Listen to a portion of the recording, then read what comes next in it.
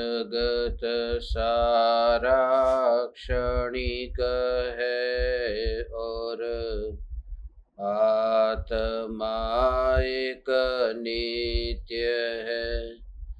आत्मा का अनुभव बस एकमात्र नित्य है।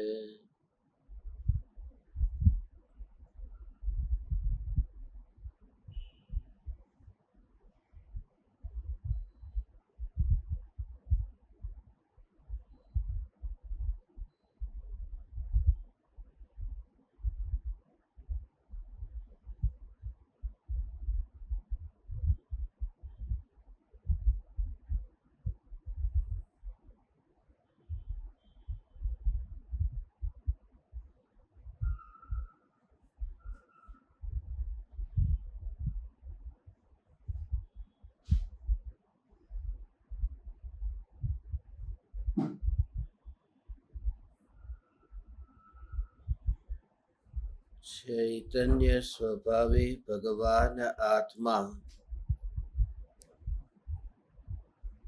अनादि अनंत शुद्ध चैतन्य मात्र है।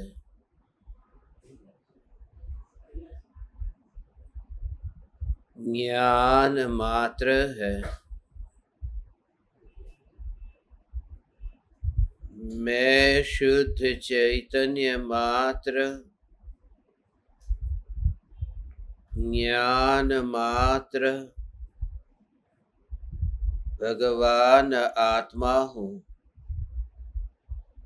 प्रति समय यह जागृति बनी रहे। इस जागृति का नाम धर्म है। देह की प्रत्येक क्रिया के काल में और विकल्पों के बहते प्रवाह के काल में ज्ञानी को प्रति समय यह जागृति रहती है कि मैं चैतन्य तत्व इस देह की किसी भी क्रिया में और विकल्पों के बहते प्रवाह में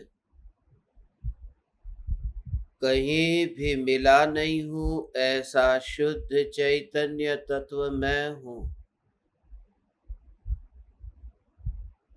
प्रति समय स्वयं के शुद्ध चैतन्य सत्ता का बोध आत्म जागृति ही धर्म है। चैतन्य तत्व की निर्विकल्प अनुभूति होते ही चैतन्य तत्व के सहज स्वभाव की यथार्थ प्रतीति होती है।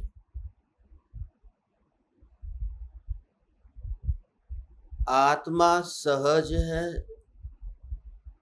आत्मा का स्वरूप सहज है। इसलिए आत्मानुभूति भी सहज है। सहजात्म स्वरूप परम गुरु। यह सहज आत्म स्वरूप में किसी भी प्रकार का हठ नहीं है, आग्रह नहीं है। ऐसा जो आत्मा का स्वभाव, ऐसा जो आत्मा का निरंतर बहता ये जानने रूप प्रवाह, इस ज्ञान ने आज तक किसी का भी विरोध नहीं किया। क्योंकि किसी पराये के विरोध में पराये का विरोध नहीं है, स्वयं का विरोध है। जब हम किसी ज्ञेय का विरोध करते हैं तब उस ज्ञेय का विरोध नहीं करते, उस समय उस ज्ञान की वर्तमान की अवस्था का विरोध किया है। और वह भी उसकी त्रिकाल ध्रुव चैतन्य तत्व की स्वच्छ सत्ता की श्रद्धा के अभाव में ये विरोध का भाव पैदा हुआ है। ये जो विरोध है, इस विरोध को समझ करके फिर सहजता पर आते हैं। जैसे ये दर्पण है और दर्पण में सांप का प्रतिबिंब पड़ा। वास्तव में सामने सांप है और सांप का प्रतिबिंब पड़ा, और किसी व्यक्ति ने पत्थर लेकर के उसने दर्पण को फोड़ दिया। ये जो दर्पण का विरोध, उस दर्पण की वर्तमान अवस्था का जो विरोध है, सांप का विरोध नहीं है, क्योंकि सांप वहां पर है ही नहीं। इसलिए दो बात समझना कि जब हम कहते हैं कि ये ज्ञेय का हम विरोध करते हैं, तो ज्ञेय और ज्ञान की अवस्था की स्वतंत्रता का स्वरूप न समझने के कारण ज्ञेय का विरोध नहीं होता, ज्ञान की उस समय की अवस्था का विरोध होता है। उसने सांप का विरोध नहीं किया, क्योंकि सांप को तो पत्थर लगा भी नहीं। उसके मन में यह भ्रम था कि यह सांप है और मैं सांप को ही मार रहा हूं, मगर वहां सांप नहीं था, वहां दर्पण की अवस्था थी। और उस अवस्था का स्वरूप समझा होता कि उस अवस्था में ऐसे ही अंतर से कनेक्ट होने का ये उपाय है। यही एक परम विधि है। प्राथमिक भूमिका में जो तत्व विचार और चिंतन चलता है, उसमें ज्ञान की पर्याय से ज्ञायक तक पहुंचने के लिए जो पर्याय का स्वरूप है, उस पर्याय का स्वरूप समझता है। भगवान आत्मा की चिंता मत कर, अभी वो जो ज्ञान का स्वरूप है ना भगवान, इस ज्ञान के स्वरूप को समझ। मात्र दर्पण को अभी समझने का प्रयास कर कि यहां पर सांप नहीं है, मगर दूर से देखेगा तो तुझे ऐसा भ्रम ही होगा कि सांप है। भ्रम तो तब दूर होता है जब वहां पर दर्पण के बिल्कुल नजदीक जाकर के वहां स्पर्श करे, तो फिर पाता है कि वहां सांप नहीं है। जब ज्ञान की अवस्था में ये जगत के ज्ञेय जो प्रतिबिंबित होते हैं, उस समय ज्ञान की अवस्था में वहां स्पर्शना होती हो। वास्तव में अवस्था की स्पर्शना नहीं होती, अवस्था से लेकर के वह सत्ता तक पहुंचता है। देखो, ये सांप है और यहाँ दर्पण है, ये दर्पण में सांप का प्रतिबिंब है। जब मैं अपना हाथ लेकर के जब यहाँ पर छूने के लिए जाता हूं, तो मैं दर्पण में जो एक अवस्था तैयार हुई है, उस अवस्था को छूने जा रहा हूं। ये बोलने की बात है, अवस्था को छूने जा रहा हूं, मगर जब मैं वहां पर छूऊंगा, हाथ मेरा लगेगा, तो वो दर्पण की सत्ता वहां पर है, और उस सत्ता को अवस्था के साथ में कोई संबंध नहीं है कि कौन सी अवस्था थी, सिर्फ मैंने दर्पण को छुआ है। तो मुनिराज वन जंगल में जो ज्ञेय है, उन ज्ञेयों को जानते समय भी ज्ञेय जिस ज्ञान की अवस्था में झलकता है, इस ज्ञान की अवस्था की स्पर्शना करते हैं।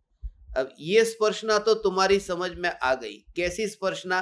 कि ये जो है वो दर्पण है और ये है वो हाथ है, मगर ज्ञान ज्ञान ज्ञान ये ज्ञान की स्पर्शना है, मगर वहां पर हाथ कहां से लाऊंगा? ये दर्पण तो समझ में आ गया कि ज्ञान की वर्तमान की अवस्था जो है, उस ज्ञान की वर्तमान की अवस्था ये दर्पण है, मगर हाथ कहां से लाऊं? कि वो जो दर्पण की अवस्था है वही हाथ बन जाती है, और वही ये अनुभव करती है कि मैं ज्ञान मात्र हूं। अपने ही हाथ से अपना ही अनुभव, अपने ही हाथ से अपना ही अनुभव। वहां पर इतना भी कि गर्म शरीर हो गया, बुखार आ गया, तो अपने हाथ से अपने हाथ को देखा कि हाँ गर्म है, मगर इतना भी पता न हो तो भी यहां पर गर्म का अपने हाथ से अनुभव होता है ना। अपने ही हाथ से अपना ही अनुभव। ऐसे ही उस ज्ञान की अवस्था से ही ज्ञान की अनुभूति होती है। ज्ञान की अवस्था से ज्ञान की अनुभूति होती है। तब जो वहां पर आकार तैयार होता था, नया नया नया, वह आकार तैयार नहीं होता, क्योंकि वो ज्ञान समर्पित हो गया है अपने में ही। अपने में ही समर्पित हो गया। अपना ही अनुभव, अपना ही अनुभव, अपना ही अनुभव, अपना ही अनुभव। ऐसा वहां पर ऐसा ही अपना ही अनुभव।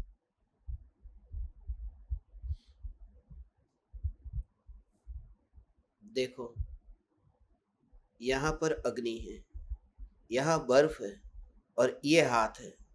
और ये हाथ से बहुत सूक्ष्म सिद्धांत है, इसे समझना कि मुनिराज जो हर अंतर्मुहूर्त में स्वरूप में डुबकी लगा देते हैं, उनके भीतर में कौन सी प्रक्रिया चलती है और उपयोग अंदर में चला जाता है। ये हाथ है और वहां अग्नि है, तो अग्नि को छू रहा है ये हाथ, ये हाथ। फिर बर्फ को छू रहा है ये हाथ, फिर दीवार को छू रहा है ये हाथ। अब मैंने आपसे ये कहा कि आपका हाथ ये छू तो रहा है अग्नि को, बर्फ को, दीवार को, खिड़की को, जो भी ये छू रहा है। अब कहा कि आपका जो हाथ जो छू रहा है, उस हाथ से आपके हाथ का अनुभव करो। तो जैसे ही उस हाथ के स्पर्शना में ऐसे ऐसे अनुभव किया, तो उस अनुभव में जब आप इतने व्यस्त हो गए, और फिर मैं पूछूं कि अग्नि कैसी थी, तब मैं पूछूं कि बर्फ कैसा था, आप कहेंगे कि जब हाथ से हाथ का अनुभव जब करने लगा था, तब अग्नि को कैसे छूने जाऊंगा। ये इतना सूक्ष्म भाव है, क्योंकि अपनी ज्ञान की अवस्था ही अपने को जब जानने में इतनी व्यस्त हो जाती है, तब सारा जगत वहां हो, मगर कैसे जानूं, क्योंकि ये ज्ञान अभेद अंतर में हो रहा है। ये निर्विकल्प ध्यान उस समय हो जाता है। तो तत्व विचार करते करते, और उस समय जैसे वो ध्यान ध्यान ध्यान ध्यान ध्यान में, ध्यान इसी का नाम है कि ज्ञान का ज्ञान में ही अभेद होकर के उसी ज्ञान का और यहाँ पर ही, यहाँ पर ही, यहाँ पर ही अनुभव हुआ। अब मेरे पास में ताकत नहीं है, मेरे पास में अब पैर नहीं है, बर्फ सामने है, अग्नि सामने है, तो मुझे क्या करना पड़ेगा। अब ये समझना बहुत सूक्ष्म बात है। अब मुझे क्या करना पड़ेगा कि मेरे पैर ठीक नहीं चल रहे, मेरे पैर नहीं है, तो मैंने बैसाखी ले ली, मैंने कोई लाठी का सहारा लिया, तो लाठी का सहारा लेकर के बर्फ को छूने गया, लाठी का सहारा लेकर के मैं अग्नि को छूने गया, लाठी का सहारा। मगर जब हाथ से ही हाथ का अनुभव करना था, तो फिर वहां जाने की जरूरत नहीं थी ना, क्योंकि हाथ से हाथ का अनुभव करना था। तो वो जो लाठी को पकड़ना था या लाठी की याद आती थी, वो लाठी जो है उसको भी पकड़ने जैसा रहा नहीं, क्योंकि जब बर्फ को छूने जाना हो तो लाठी लेकर मैं जाऊं। तो ज्ञान की जो अवस्था अपने ज्ञान स्वरूप को ही जब जानती है, तब पांचों इंद्रियों की लाठी की जरूरत नहीं पड़ती। ये आधार, ये अवलंबन, क्योंकि ये तो परज्ञेयों को जानने के लिए जाना था, तब ये लाठी लेकर के जाना पड़ता था, ये अवलंबन लेकर के जाना पड़ता था। मगर जब वह ज्ञान को ही जब जानता है, तब उस समय ये इंद्रियों की जरूरत नहीं है। और इंद्रियों की जरूरत नहीं है माने, जब वो हाथ से हाथ का अनुभव हुआ, और वो लाठी है या नहीं है, कि लाठी तो है, वहां पर पड़ी है ना, नष्ट हो गई, जल गई, कि जली तो नहीं है, लाठी तो है। मगर वहां जो अनुभव हो रहा है, तो लाठी के होने पर भी अनुभव हो रहा है। उस अनुभव में यहाँ हाथ का अनुभव हो रहा है ना, अग्नि को छूने हाथ नहीं जा रहा है, और लाठी भी साइड में पड़ी है, मगर लाठी को छूने की, लाठी को पकड़ने की जरूरत नहीं है। तो लाठी है या नहीं, कि होने पर भी वो नहीं है, क्योंकि वहां पर उसका अवलंबन नहीं है। तो क्या हुआ कि वो पहले तो थी ने, पहले तो उसका अवलंबन लिया था ने, कि लिया था कभी जब पर को जानने गया था, तब अवलंबन लिया था। अब लाठी है, मगर लाठी होने पर लाठी का अवलंबन नहीं लेता, माने उसे कहते हैं लाठी होने पर वो लाठी अब अतीत हो गई ना, भूतकाल बन गई, अब उसके अवलंबन कहां लेता है। उस दशा को ज्ञानी कहा देह छता जेनी दशा वर्ते देहातीत। वो देह अतीत हो गया, ये पांचों इंद्रियों की लाठी अतीत हो गई है, क्योंकि उसकी जरूरत तब पड़ती थी जब पर को जानना था। तो प्रति समय अंतर में ज्ञान ज्ञान ज्ञान ज्ञान की अनुभूति ये श्रद्धा के जोर से होती है। स्वसंवेदन प्रत्यक्ष निर्विकल्प अनुभव तो कभी कभी होगा, वो तो कुछ समय के लिए होगा, वो तो होगा तब बाहर आते ही लगेगा कि जो कल परसों कहा था ना, कपूर की भांति ये देह अभी पड़ा है, अभी बिखरा नहीं है। कपूर की भांति ये शरीर अभी बिखर नहीं गया, मगर वो विकल्प भी कभी कभी ऐसा आएगा। अभी लाठी पड़ी है,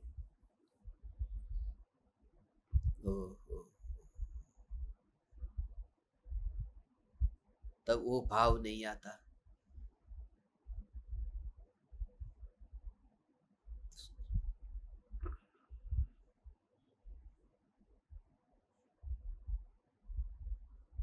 कितना सूक्ष्म भाव है इसका, कि साधन होने पर भी वह साधन का उपयोग वहां पर नहीं जरूरत, क्योंकि पर को जानना हो, दुनिया को देखना हो तो चश्मे की जरूरत पड़ती है। अब रात को सोते समय कोई चश्मा पहन के सोता है क्या? क्योंकि देखना नहीं है तो चश्मे की जरूरत क्या है? तो जब अपने ही हाथ से अपना अनुभव जब होना है तो फिर लाठी की जरूरत, क्योंकि लाठी की जरूरत तो सामने दीवार है, बर्फ है, अग्नि है, उसके पास जाने के लिए जरूरत थी। और ज्ञान का स्वरूप ऐसा है, वर्तमान में इस ज्ञान की अवस्था में ज्ञान की अनुभूति अवस्था में होती है और अवस्था की अनुभूति होती। उस समय की ज्ञान की अवस्था अंतर में अनुभव में आती है और वह निर्मल अवस्था, त्रिकाल ध्रुव चैतन्य चैतन्य चैतन्य, वही अनुभव में आती है, अनुभव में आती है। वही स्पर्शना है, वही स्पर्शना है। अनुभव में आने के लिए, अनुभव में आने के लिए वहां पर ये विकल्प नहीं करना पड़ता कि ये पर्याय ठहर जाए और फिर ये मैं अनुभव करूं। अनुभव में आई, वो उछलती तरंग ही अनुभव में आई, उछलती तरंग अनुभव में आई। आज मैंने सागर से यात्रा की थी, मैंने सागर में यात्रा की, मगर सागर में यात्रा की थी, मेरा जहाज सागर में चला था या तरंगों पर चला था? तो तरंग पर चलने पर भी वो तरंग का विकल्प नहीं आया और ये सागर, ये स्पर्शना अंतर में ऐसी होती है कि अनुभूति हुई, स्पर्शना हुई, उस जहाज ने तरंग का स्पर्श किया है, फिर भी वह जहाज तरंगों पर नहीं चला है, वह सागर की यात्रा करके सागर से पार हुआ। ऐसे ही ज्ञान में ही अनुभव होता है, अवस्था में, ये ज्ञान की वर्तमान की अवस्था में अनुभव। इसलिए क्या होता है कि वर्तमान अवस्था का जो आनंद है वो पूरा निचोड़ करके आनंद वर्तमान में ही आ जाता है। उसी समय द्रव्य का कुछ भी नहीं जाता और अपनी ही अनुभूति होती रहती है। ये अनुभूति अपनी है, उसमें से कुछ भी नहीं लेता, अपना ही परिणमन है और अपना ही उसमें रूपांतरण हो रहा है। ज्ञान का ही जानना जानना जानना जानना, वो अपना परिणमन है। वो अनुभव यहाँ पर हुआ है, उसमें से कुछ लिया नहीं, कुछ भी नहीं लिया, और यहाँ पर परिणमन हो गया, अपना ही परिणमन हुआ। पर्याय का पर्याय में रह करके परिणमन हुआ, वहीं पर ही अनुभव हुआ। सिर्फ दृष्टि ध्रुव चैतन्य तत्व पर थी, वो सब यहाँ का ही है। इसलिए कहा कि आंसू बहे, फिल्म का दृश्य ऐसा देखा कि आंसू बह गए, ऐसा करुण दृश्य था।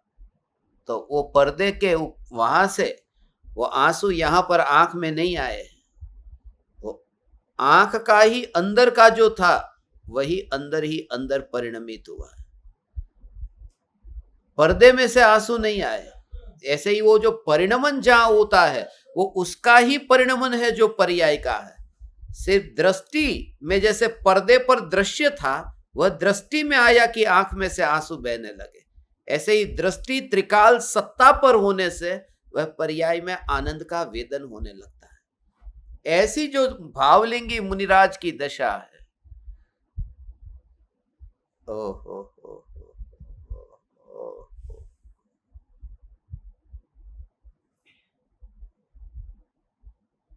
ये इतनी सूक्ष्म बात है। मुनिराज की वो दशा, ऐसी दशा है।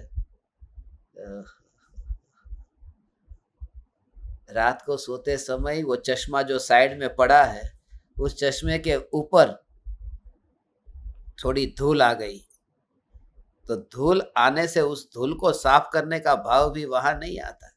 इतनी दृढ़ता आ गई है ना, विकल्प भी नहीं है कि उस चश्मे को साफ करने जाओ। चश्मे का विकल्प नहीं है तो साफ करने का विकल्प कैसे होगा? तो निर्विकल्प अनुभूति में जो असली प्रयोजन था साधना का, वो एक और रह गया, एक और रह गया।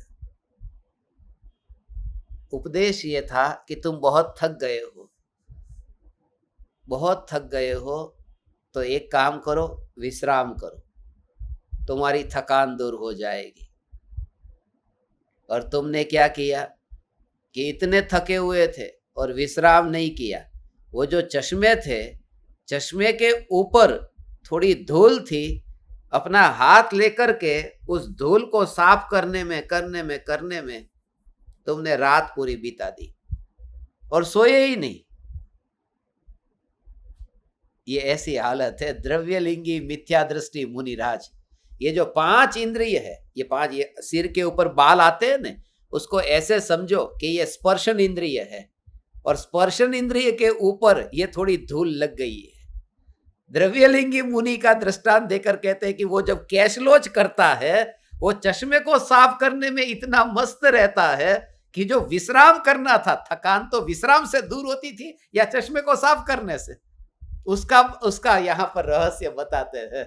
पूरी जिंदगी वो जो 28 मूलगुण के पालन में ही व्यस्त रहता है, और जो अंतर में ज्ञान की अनुभूति उसे नहीं होती, उसमें ही पूरी जिंदगी बीत जाती है। एक रात नहीं, उस शरीर की क्रिया करते करते ही कैशलोच बराबर हुआ या नहीं हुआ, खून निकला तो राख उसके ऊपर बराबर लगाई या नहीं लगाई, एक एक एक एक एक एक एक एक व्रत में भी इतनी सूक्ष्म और इतनी गाढ़ देह दृष्टि पड़ी रहती है। वो भाव समझ में नहीं आ रहा कि पूरा देह एक और पड़ा रहे और मैं न्यायक की मस्ती में मस्त हो जाऊं।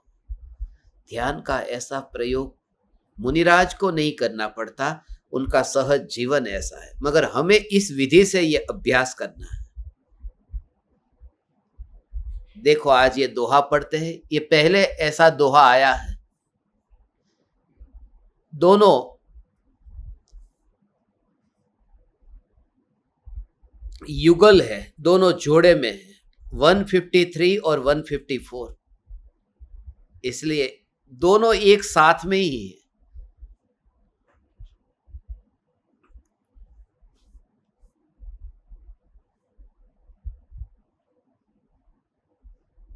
मुंडू मुंडा इवि सिख धरी धम्महम वद्धि आस नवरी कुटुंब उमेलियऊ छुडू मिलिया परास।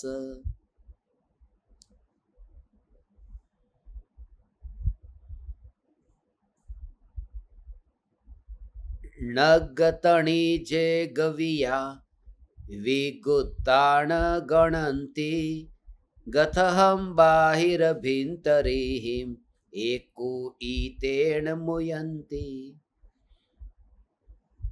ये 2 दिन अपन लेंगे, आज 163 पर ज्यादा जोर देते हैं, कल 164 लेंगे।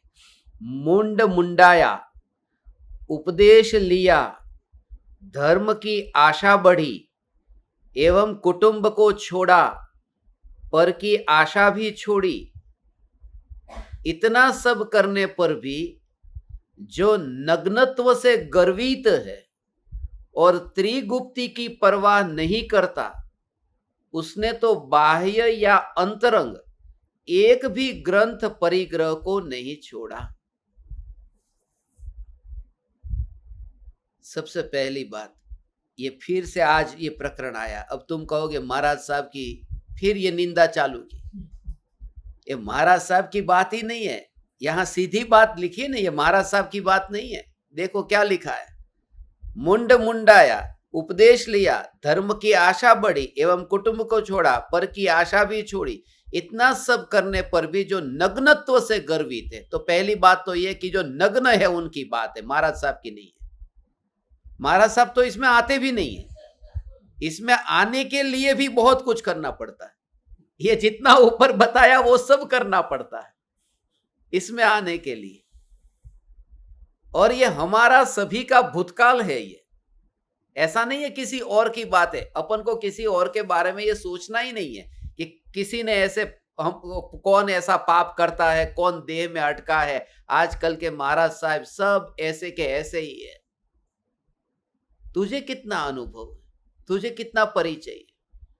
तू अपने से परिचित नहीं हो सका तो उनसे तू कैसे परिचित हो गया। एक बात मैं आपसे कह दूं, छठे गुणस्थान वर्ती भावलिंगी मुनि भी बाहर के चेहरे को देख करके पहले गुणस्थानवर्ती द्रव्यलिंगी मिथ्या दृष्टि को पहचान नहीं सकते।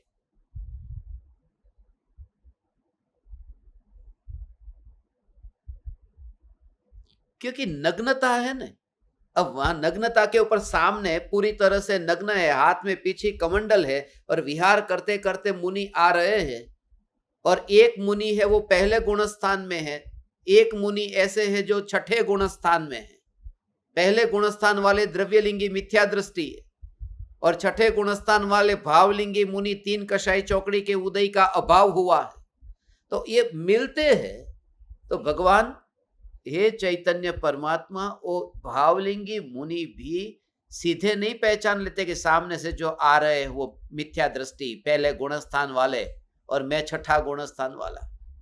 अपनी दशा पहचानते हैं मगर उसकी दशा सीधी नहीं पहचान लेंगे। दूसरे की दशा सच कहो ने तो पहचानी नहीं जा सकती तब तक जब तक पूर्ण रूप से केवल ज्ञान नहीं होता। क्योंकि ये अंदर के परिणामों का मामला है। तुम कैसे अनुमान लगाओगे। और तुम जहां पर चाहो बस ये मिथ्या दृष्टि, ये अज्ञानी, ये मिथ्या दृष्टि, ये मिथ्या दृष्टि, मिथ्या दृष्टि की मोहर तू जिसे चाहे उसको, ये अंधा, ये अंधा, ये अंधा, और तू आंख वाला। कैसे तुझे पता चला कि वो अंधा है। इसलिए हमें किसी के बारे में नहीं करना है। क्योंकि मुझे मेरे पास में जिंदगी में जितना समय बचा है भगवान, किसी के बारे में भी हमें नहीं सोचना है। दुनिया में जो जाएगा, जहां भटकेगा, निगोद में जाएगा, ये सब महाराज साहब है ना, वो सब भटक भटक करके नरक में जाने वाले हैं। नरक में जाने वाले हैं। वो तो जाएंगे या नहीं जाएंगे, ये झंझट के कारण मेरा पक्का है। मुझे वो काम नहीं करना, मुझे वो काम ही नहीं करना है। बस मेरे पास में समय नहीं है। बस समय जिसके पास में अल्प होता है वो प्रयोजन भूत कार्य पहले कर लेता है। एक ही प्रयोजन। इसलिए परम कृपालु देव जैसे सदगुरु पाकर के यदि हम उन विषयों में यदि अटक गए, पूरा जोर उस पर ही हो कि कहां पर मेरी परिणति में कहां दोष है। दूसरे की परिणति को नापने के लिए जाता हूं, क्या ये मेरे स्वरूप के संबंध में अंदर में डुबकी लगाने का प्रमाद नहीं है। क्या मैं अपने आत्मा के प्रति नफरत नहीं करता कि दूसरे की इतनी इतनी परवाह करता हूं। आत्मा से नफरत का मतलब अनंतानुबंधी क्रोध है। जो जीव आत्मा की अनुभूति के बिना दूसरे के इन दुर्गुणों को देखने में ही पड़ा रहता है। दुर्गुण को देखना, विवेक होना अलग बात है और दुर्गुण को देखना अलग बात है। विवेक होना माने कि जब पता है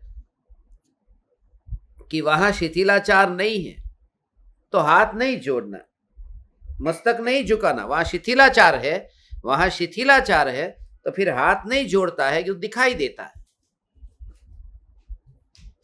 जो मैंने आपको बताया कि मैंने 2 दिन पहले ही एक दिगंबर मुनि को देखा, हाथ में कमंडल और पीछे थे मगर उनके पैर के ऊपर वहां पर कपड़े की पट्टी बंधी हुई थी।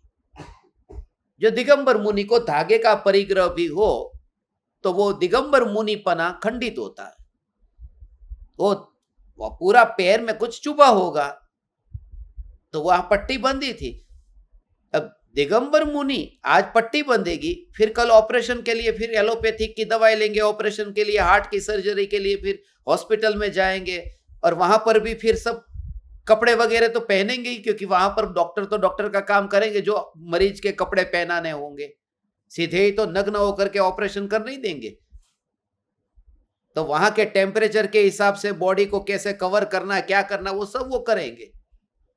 तो फिर शिथिलाचार इतना बढ़ता जाएगा। इसलिए इतना तो विवेक होना चाहिए कि बस सिर्फ विवेक से कि ये साधु का स्वरूप नहीं है, ये हो गया विवेक। और द्वेष भावना ये है कि ऐसे साधु, अब वो मैंने देख लिया, अब मैं घर में आया, अब मैंने मोबाइल उठाया, अब क्रिएट कंपोज मैसेज, और तुरंत आजकल के साधु ऐसे ऐसे ऐसे होते हैं, और फिर मैसेज बना करके फिर फॉरवर्ड किया। ये निंदा है।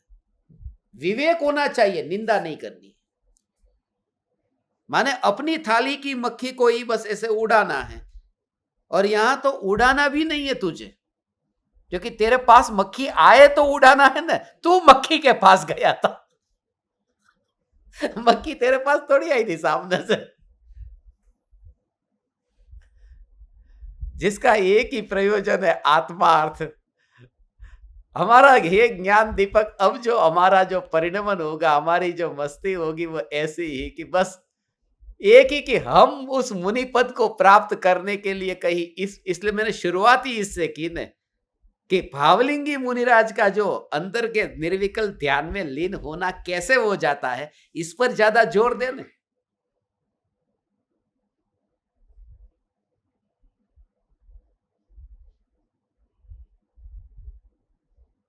मनुष्य मौका मिलता है तो छोड़ना नहीं चाहता, गुरु होने का, ज्ञानी होने का, ये मौका छोड़ते ही नहीं है।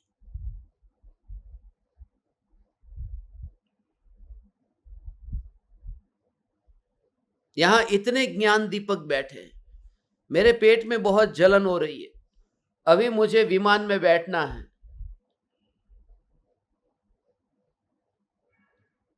10 घंटे विमान में बैठना है, और बहुत जलन हो रही है, तो आपको कुछ कहना है? यदि आपका माइक चालू करूंगा सभी का, तो एकाध कोई ऐसा होगा जो माइक चालू नहीं करेगा, बाकी सब गुरु होने को तैयार है। सौंफ का पानी पी लो, लौकी का जूस पी लो। मैं ये कहता हूं, गुरु बनने का मौका मिलता है, दूसरे को सलाह देने का मौका मिलता है, हम कहीं से भी वो मौका छोड़ना नहीं चाहते, कैसे भी करके। क्योंकि उसमें क्या होता है, एक ज्ञान का एक अंदर से अहंकार आता है कि मैं कुछ जानता हूं। एक छोटी सी बात के लिए यदि काम वाली बाई आई हो ने, और वो यहां से झाड़ू लगाती हो ने, तो उसको कहते अरे भाई यहां से नहीं लगाते, वहां कोने से लगाना चालू कर। उसमें भी कि तेरे से ज्यादा मैं जानती हूं कहां से झाड़ू लगाना चाहिए, तो खुद ही लगा लेती, मेरे को काहे को बुलाए। मगर मौका मिलते ही कहीं ना कहीं से अपन ढूंढ लेते हैं कि कैसे मेरा, छोटी छोटी बात में बहू को बोल दिया, बहू बेटा ऐसे नमक नहीं, यहां ऐसे करते, ऐसे मसाला नहीं डालते, मसाला बाद में डालते। बहुत सी बहू का सासू का इसलिए झगड़ा होता है, वो पहले नमक डाल दिया था, ये बोलती बाद में डालना चाहिए। अब नमक है कि नहीं, बस उतनी करने, ज्यादा क्यों झंझट।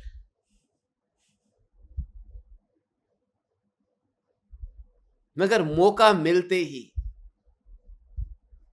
हम गुरु होने का प्रयास करते हैं, और वो भी उनके गुरु होने का प्रयास करते हैं जो व्रतादि का पालन करते हैं, और वह गुरु बनने का प्रयास करता है जो पाप के कीचड़ में पड़ा हुआ है, पत्नी के भोगों में पड़ा है, बच्चों के साथ विवाद में पड़ा हुआ है, दुकानदारी कर रहा है, करोड़ों की कमाई करके पाप का परिग्रह इकट्ठा करने में पड़ा है, और वो ये कहे कि ये साधु ऐसे है, तो उन्हें ये अधिकार नहीं है, नहीं करना ये काम, और जिन्हें करना है उन्हें करने देना। हमारा ज्ञान दीपक, हमारा जो मार्ग है न, हमारा मार्ग तो वन जंगल में आरजी का और मुनि होने का भाव है, तो हम ये काम हम नहीं करेंगे, और भूतकाल में किया तो उसका मिच्छामि दुक्कड़म, क्षमा याचना करके बस। अज्ञानता से सबने पाप किए हैं न। उस समय एक ही प्रयोजन नहीं था, आत्मार्थ ही एक प्रयोजन हो। जिसका एक ही प्रयोजन है आत्मार्थ, वो ये समझता है कि जिस समय वो पूरा वो जो सुनता है ना, तो सुनते समय उसका सुनने का एंगल जो होता है, उसका दृष्टिकोण है, वो बिल्कुल अलग होता है। जब ये पढ़ेगा कि तूने ये सिर को मुंडाया, मुंडन किया, तो तुरंत ये विचार करता है कि जब कैशलोज होगा, उस कैशलोज के कारण भूतकाल में मुझसे जो जो अपराध हो गया था, वह अपराध अब नहीं होगा। उसके लिए मैं सावधान रहूं, उसके लिए मैं सावधान रहूं। मैं जब कैशलोज हो, तब वहां पर ऐसे ही हो।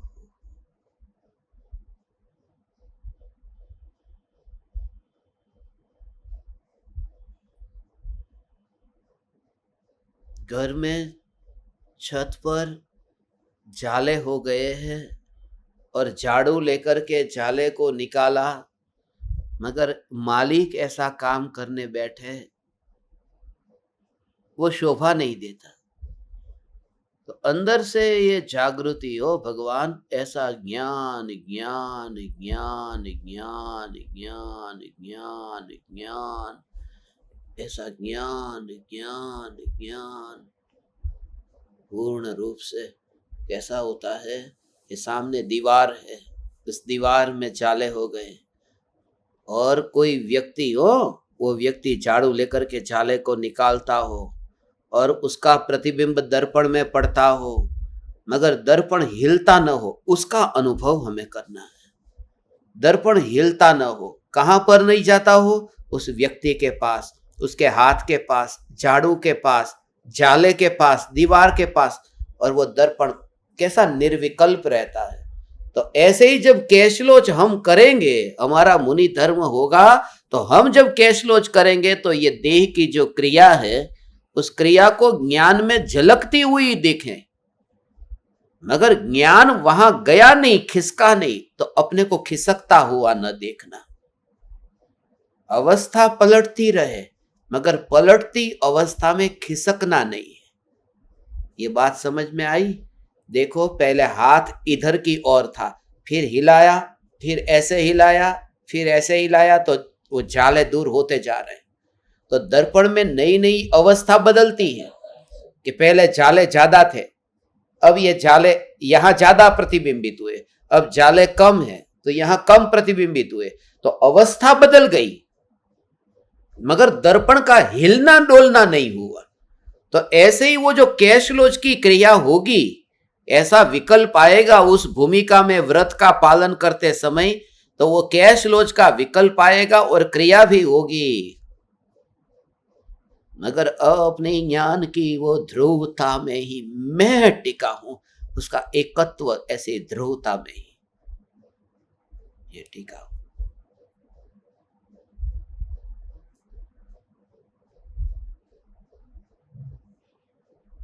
उसको कहते हैं ये उदय की धारा।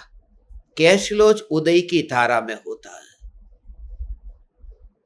और निराकुलता ज्ञान की धारा में अनुभव में आती है। जानन जानन जानन जानन धारा ये चलती है।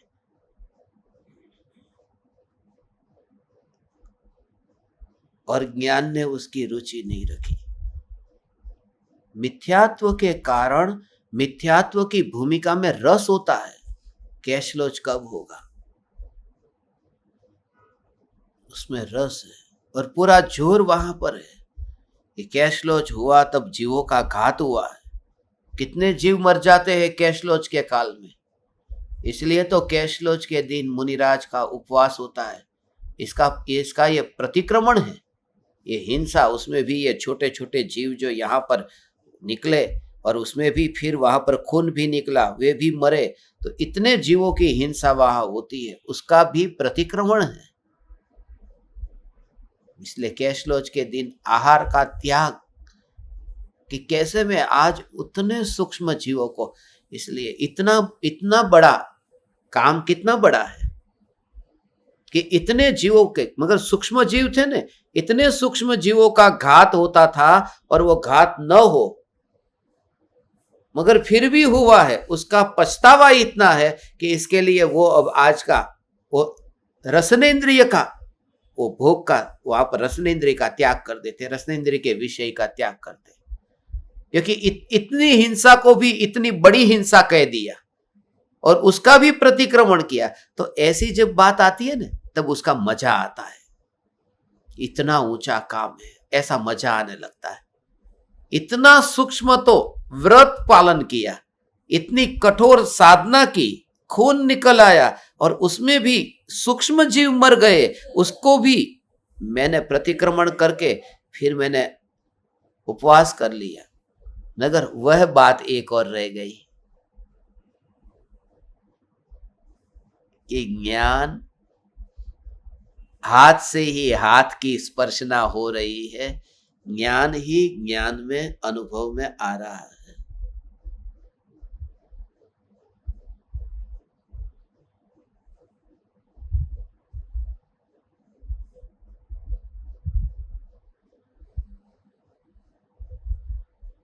देखो, ये आज मुंड मुंडाया, उपदेश लिया,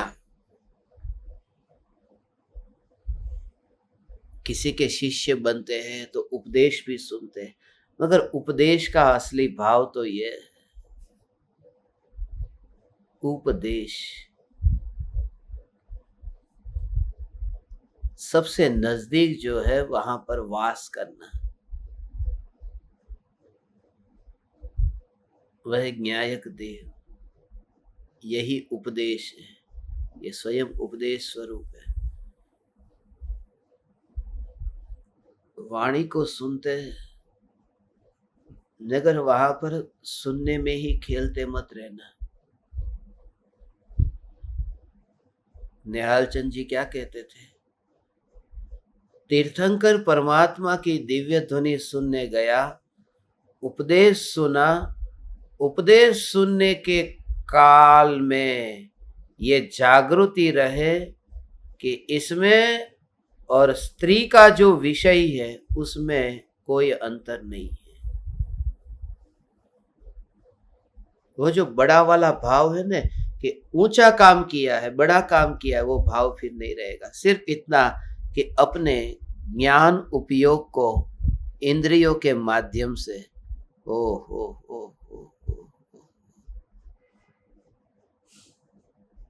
उस समय ये देखता है इंद्रियों के माध्यम से ज्ञान उपयोग को ऐसे ही बहता कर दिया।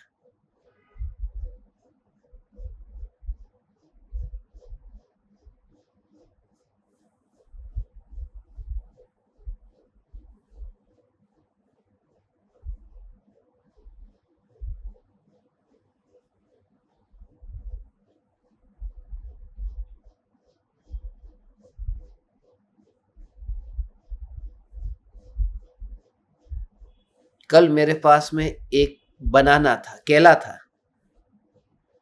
अब मुझे पता नहीं था कि जिस थैली के अंदर कचरा था उस कचरे को मुझे फेंकना था। कुछ व्यर्थ के कागज थे, काम में आने वाले नहीं थे, और उसी में ही केला था। तो कल मैं एयरपोर्ट पहुंचा तो वहां पर 3 टाइप के कुछ कचरा पेटी के डिब्बे थे। एक सूखा कचरा डालना हो, प्लास्टिक का डालना हो, गीला कचरा डालना हो। तो मैंने वहां पर वो थैली डाल दी।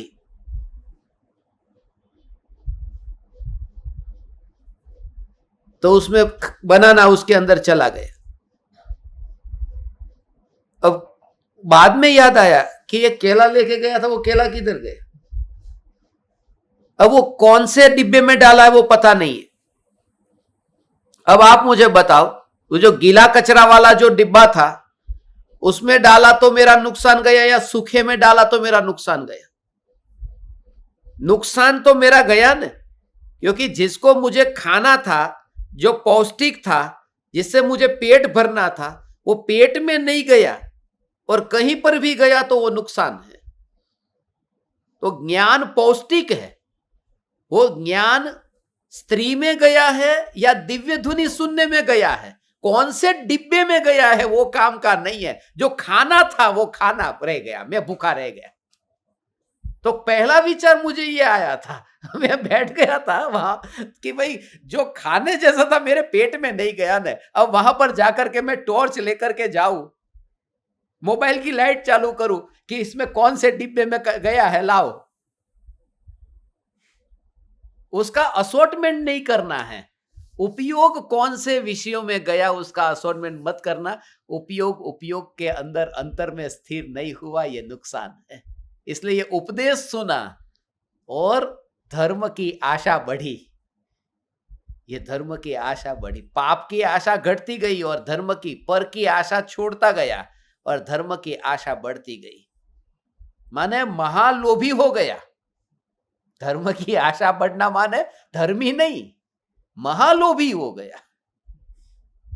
पहले तो ऐसा धन चाहिए था जो 10, 20, 25 साल के लिए तिजोरी में रहता है, अब तो ऐसा धन चाहिए जो अनंत काल के लिए आत्मा के साथ रहता है, और उसको दुनिया धार्मिक मानती।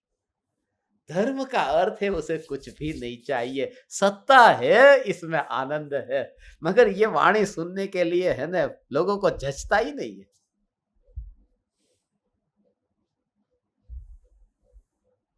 कैसे ये हो?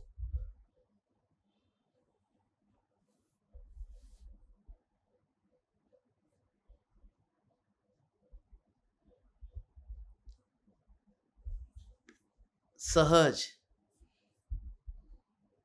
हे ज्ञान दीपक, ऐसे ये सहज, जहां कर्तृत्व का भाव नहीं है, जहां कर्तापने का भाव नहीं है, वहां पर वो धर्म रुचिकर नहीं लगता। ऐसा लगता है कि ये क्या धर्म है, इसे मैं धर्म कैसे कहूं? क्योंकि हमने तो आज तक ऐसा ही सुना है कि कुछ करो करो करो, करने का नाम धर्म।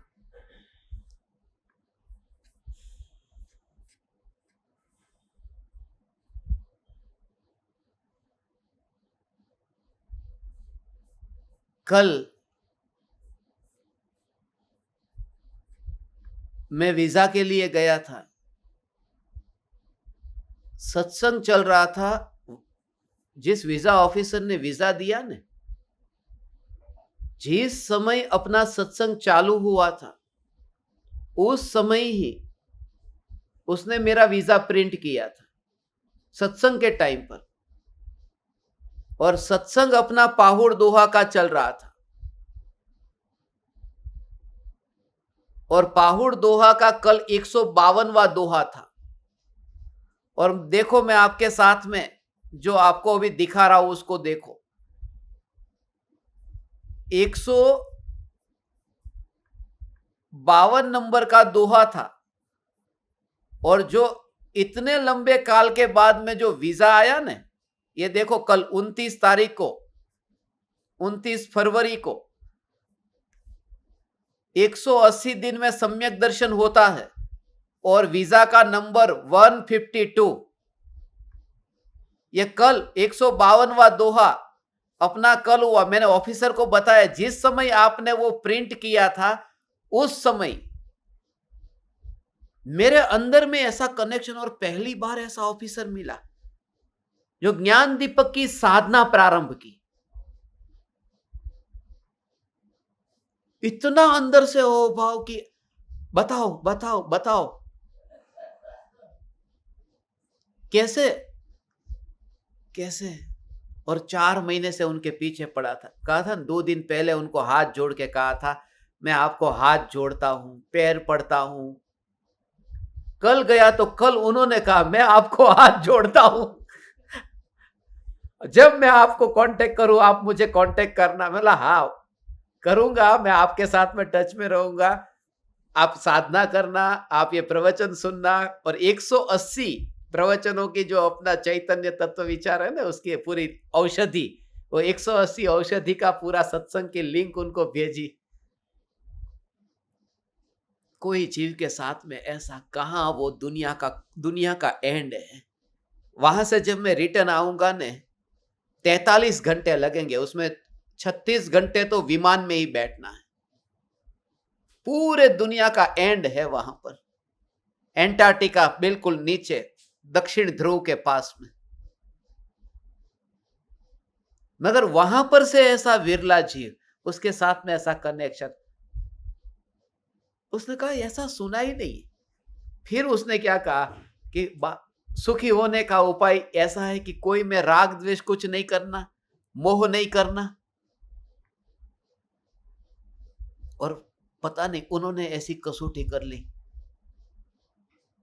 तो ठीक है, आप में इतनी वैराग्य और इतनी वितरागता है, माने you feel yourself you are completely detached from the body and all types of material circumstances.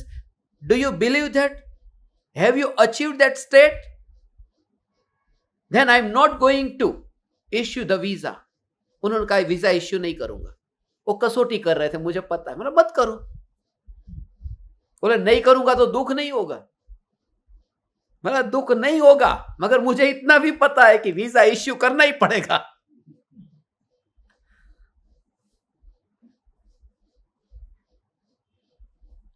मिलने को भी नहीं मिलता लोगों को उनके पास में, खाली बस पासपोर्ट वहां खिड़की से देते हैं बाहर। मगर इनका भाव जो देखा, बस ऐसा जीव के, मैंने उनको देखते ही ऐसा लगा कि जिस समय आप वीजा प्रिंट कर रहे थे 152वां दोहा हमारा चल रहा था, रिकॉर्डिंग का टाइमिंग के साथ में उनको दिखाई, देखो हमारा टाइमिंग कितने बजे हमने स्टार्ट किया था कल सत्संग।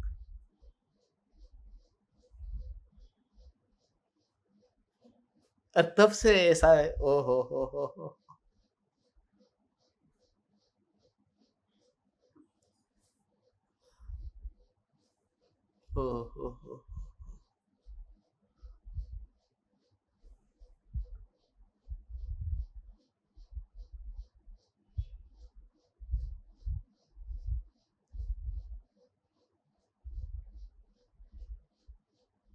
कौन सा जीव कहां पर किस स्थिति में है, और एक ये आत्मा का आत्मा के साथ ऋणानुबंध, मिलना ही होगा, उन्हें सुनना ही होगा।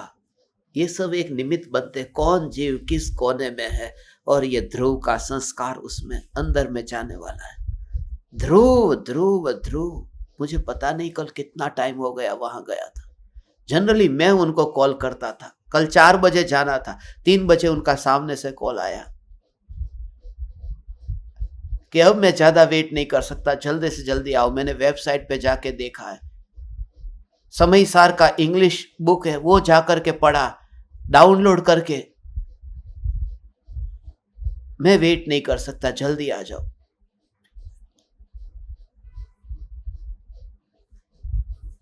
कोई जीव ऐसा हो भगवान, इसलिए ऐसा लगता है कि मूल प्रयोजन चैतन्य की बात, आज उस जीव को तुम कहो तुम्हारे जीसस ऐसे है, तुम्हारे ये ऐसे है वैसे है, नहीं, कि तू ऐसा चैतन्य तत्व है, तू जो ऐसी नित्य सत्ता है, तू जो है, बस जो जानने वाला जो है, उसे आत्मा भी मत कहो, उसे चैतन्य भी मत कहो। यदि उसे वो सुनना नहीं तो वो भी मत छेड़ो, बस खाली ये सत्ता, एग्जिस्टेंस।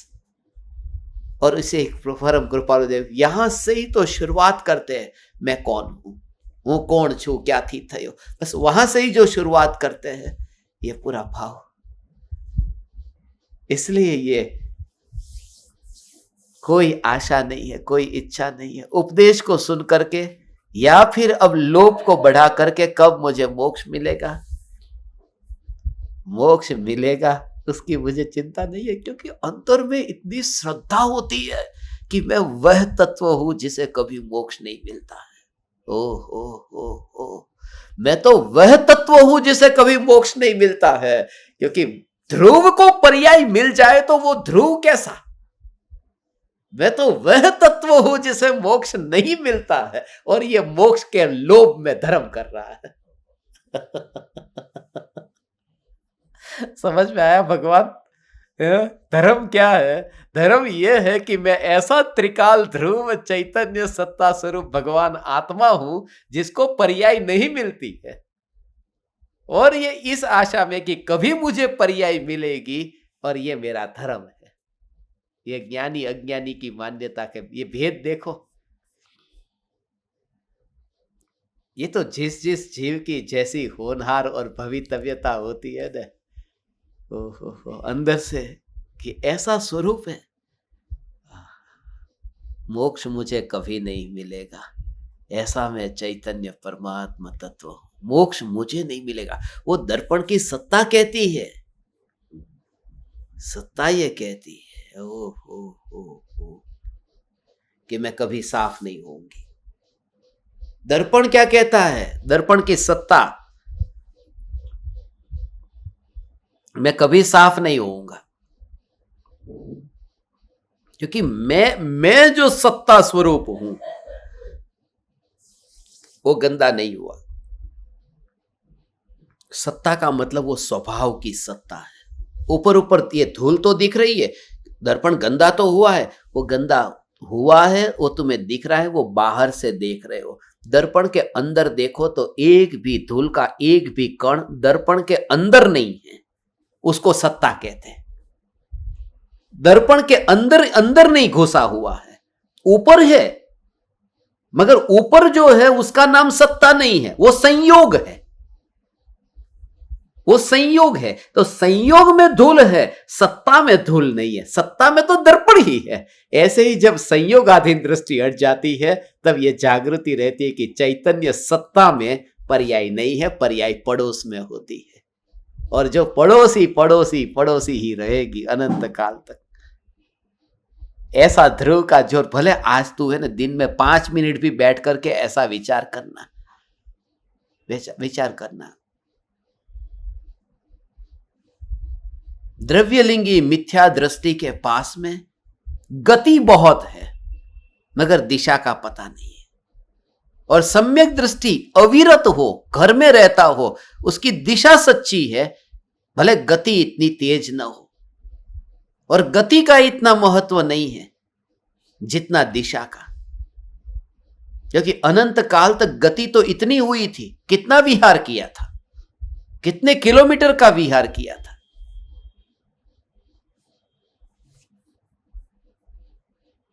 इसलिए अंतिम ये सब करके भी जो नग्नत्व से गर्वित है, ऐसे मेरे भूतकाल के बारे में ये बताया है। आधे गाथा जो है उसकी चर्चा अपन बाद में करेंगे, अंत में अपन थोड़ा प्रयोग करेंगे। आप सभी ज्ञान दीपकों को आपकी अटेंडेंस जो लगेगी ना, अभी हमने क्या किया है मालूम है कि सत्संग पूरा होगा, उसके बाद में अहो अहो श्री सद्गुरु ये भक्ति होगी, और उसके बाद में आपका चैट का जो है वो ओपन करूंगा, और वो सब भक्ति पूरी होने के बाद में आपका स्क्रीनशॉट लूंगा, तब जो अटेंडेंस जिनकी होगी उनकी अटेंडेंस मानी जाएगी। क्योंकि है ना, लोग सीधे ही भाग जाते हैं, अभी प्रयोग बोलो तो सीधे ही जूम बंद करके प्रयोग करने लगते हैं। इसके लिए थोड़ा धैर्य का स्वामी हो।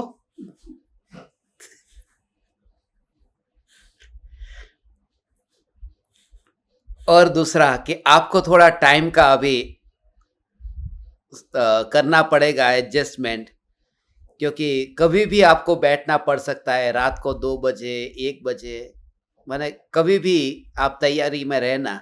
रात को तो 2 बजे तो शायद अभी नहीं बैठना पड़ेगा, मगर आपकी वजह से मुझे बैठना पड़ सकता है रात को 2 बजे 3 बजे, क्योंकि वहां पर 2 बजेंगे तो आपके दिन के यहाँ पर 2-3 बज जाएंगे, 4 बज जाएंगे, तो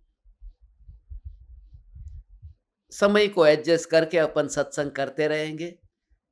आज का ये प्रयोग आप करना, क्या कहा, जो ये प्रयोग हाथ से हाथ की स्पर्शना होती है, तब आग को छूने जब व्यक्ति जाता ही नहीं है, बर्फ को छूने जाता ही नहीं है, तो लाठी की जरूरत पड़ती नहीं है। ऐसे ही ज्ञान भीतर में ही ज्ञान का अनुभव करता हो, और उस समय परज्ञेयों को जानने न जाता हो, तो इंद्रियों की लाठी की जरूरत नहीं पड़ती है।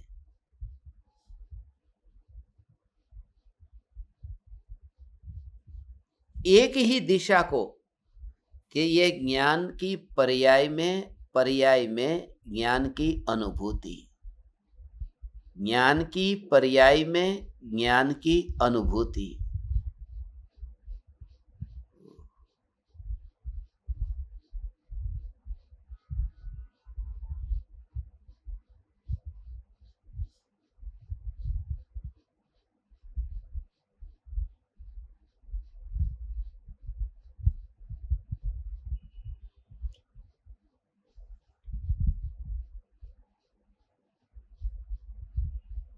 ऐसा चिंतन करने से क्या होगा कि जो पहले हमारा विचार चलता था ना, अभी मैं मिथ्यात्व के कारण जो हर क्रिया में ऐसा ही जो दृढ़ पड़ा है, अभी मैं बैठा हूं, अभी मैं उठा, अभी मैंने वस्तु को लिया, अभी मैंने यहां से ये लिया, यहां से ये रखा, ऐसा ऐसा ऐसा, तो मैं वाला जो भाव पड़ा है कि मैं ये कर रहा हूं, मैं ये कर रहा हूं, जब ये चिंतन चलेगा कि ज्ञान में ज्ञान की अनुभूति, ये जो कार्य हो रहा है, तब ये इंद्रियों की और ये जो देह की क्रिया थी, उसके बीच में तुम्हें संबंध ही नहीं दिखेगा।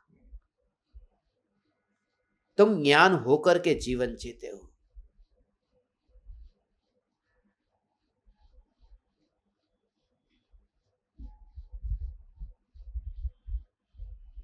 ऐसा बेटा यदि बाप के सामने ज्यादा बोलता हो तो कहते ना, ए तू बेटा है, बेटा बन करके रहे। नौकर यदि सेठ के सामने बोलता है तो नौकर है, नौकर बन के रहे, क्योंकि तू जो है ना बस उतनी मर्यादा में रहे, तो जो है उसकी मर्यादा में रहे। जब हम दूसरे को ये कहते तब अपने को ही देखना कि मैं अपनी मर्यादा में रहूं। मर्यादा माने ज्ञान। जब पात्र को मैंने उठाया, जब मैंने रोटी को उठाया, सब्जी को उठाया, मैं अपनी मर्यादा में रहूं। मर्यादा में माने ज्ञान की अनुभूति में, ज्ञान ही अनुभव में आ रहा है, बस उसकी लिमिट को ज्ञान क्रॉस नहीं करता। तब ये क्रिया शरीर की होगी, खाना होगा, मगर तू बिना खाए ही उठ गया होगा। तुझे अंदर से ऐसा लगे तेरा काम क्या था, तेरा काम मात्र इतना था, जानना जानना जानना जानना जानना जानना, बस इतना इतना ही था। तू कुछ करके नहीं उठा। ये झाड़ू लगाने वाले ने झाड़ू लगा दिया 1 घंटे तक, और तू वहां बैठ रहा था, देख रहा था, और फिर जब तो कोई पूछे तूने क्या किया, कि मैंने झाड़ू लगाया, तू ऐसा कहेगा मैंने निरीक्षण किया है।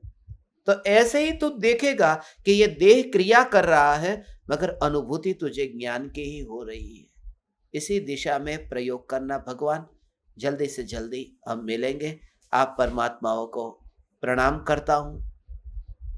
चैतन्य चैतन्य चैतन्य।